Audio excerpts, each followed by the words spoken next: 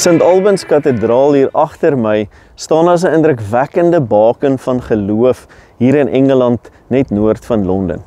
Die kathedraal het 'n ryk geskiedenis en is vernoem na St. Alban, die eerste Christen martelaar van Brittanje.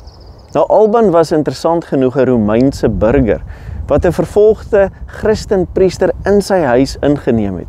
En hy was so aangeraak deur hierdie gelowige Christen se nederigheid en geloof dat hy na diep denke en indrukke van sy eie geloof tot bekering in Christus Jesus gekom het. Eindelik het die soldate gekom om die priester te arresteer en is op hierdie tydstip dat Alban ingetree het en sy plek ingeneem het. Hy is weggeneem en uiteindelik vir sy geloof tereggestel en dit word vertel dat op die plek van sy teregstelling 'n waterfontein uit die grond uit opgeborrel het. En dit is naby hierdie plek waar die kathedraal oorspronklik gebou is. Nou, Alban se storie herinner ons aan die krag en invloed van 'n lewende getuienis, van 'n Christenlewe, want om Christus te volg, ongeag die koste, het waarde. Corrie ten Boom het gesê, geloof begin waar menslike sekerheid eindig.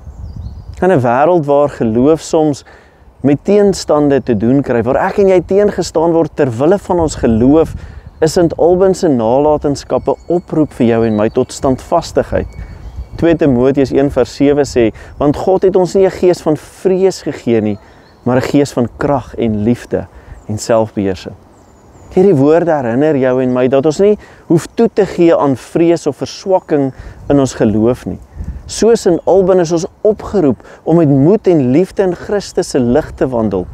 Hy het soos Christus sy eie lewe opgeoffer, omdat hy geglo het dat die ewige belofte van Christus meer werd is as die sekuriteit van hierdie wêreld en lewe.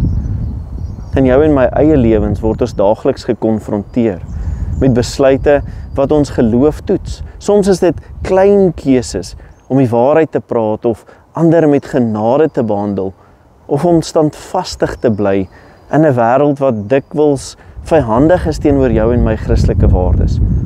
Ander kere is dit groter besluite, soos om op God se voorsiening te vertrou te midde van onsekerheid en probleme en swaar kry.